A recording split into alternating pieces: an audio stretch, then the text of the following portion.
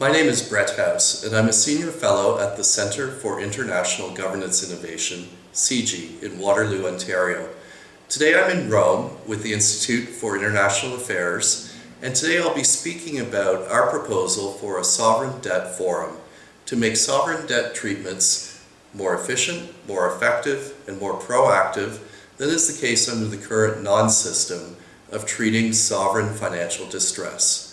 In the wake of the Greek restructuring in 2011 and 2012, we've seen that the current status quo for approaching sovereign distress is not working.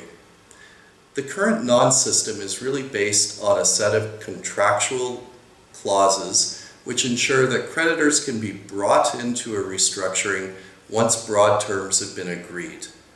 What we saw in the Greek restructuring is that over half of the bond series that had these clauses, which are known as aggregation clauses, did not work. And as a result, creditors could not be bound into the terms of the restructuring that had been agreed. What's more, these clauses are not a real debt restructuring system.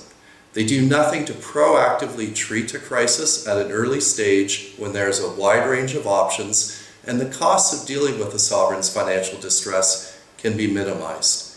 Therefore, we're proposing the Sovereign Debt Forum, or SDF, as a way to ensure that sovereign financial distress is dealt with at an earlier stage and that where it can be done more cheaply, more effectively, and restore a country to growth at an earlier time so that the well-being of its citizens can be preserved, and as well value can be preserved for the bondholders and other creditors of the sovereign.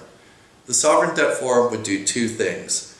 One, it would provide a standing and institutionalized memory of resources and research on how to do sovereign debt workouts most effectively. And secondly, it would provide an ongoing venue in which emerging and incipient crises can be discussed and dealt with at an early stage.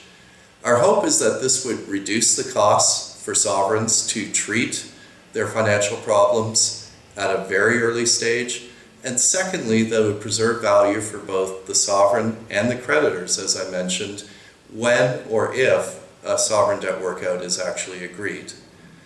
We see the SDF as complementary to a number of other proposals that are currently being discussed in the international system. First, there are a set of reforms to the language of bond contracts, again looking at these aggregation clauses to bring sovereign creditors into the restructuring process more effectively. Secondly, reform is underway to reword and define what are known as pari passu clauses that ensure that all bondholders are treated equally. These clauses will likely be limited to ensure that creditors that do not participate in debt restructurings cannot open them after they've already been agreed and closed. Thirdly, efforts are underway to immunize payment systems from attachment by creditors that do not participate in debt exchanges. These three efforts are going to be effective at ensuring that the ex post or the after crises costs of treating a sovereign's financial distress are minimized.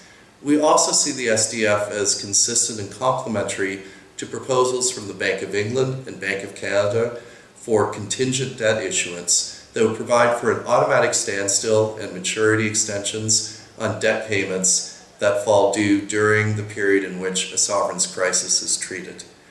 Between the SDF that would improve the prospects for restructuring at the outset of a crisis, sovereign contingent debt that would improve the chance of providing a standstill for sovereigns to work out their problems, and better contractual language so that restructurings can be implemented once they've been agreed, we believe that we can go forward with pragmatic and incremental reforms to improve the way that we respond to sovereign crises.